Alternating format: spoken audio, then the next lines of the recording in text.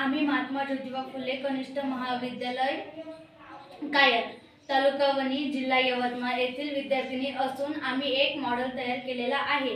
त्याचे नाव आहे टाकाऊ पासून टिकाऊ.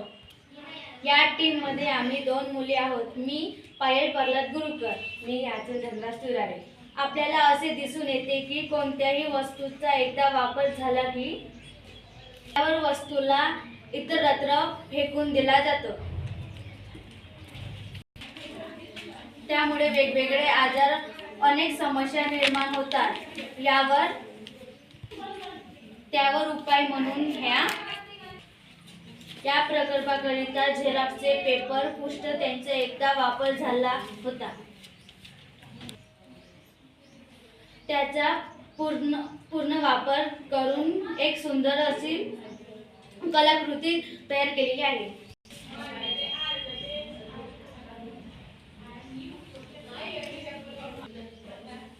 धन्यवाद.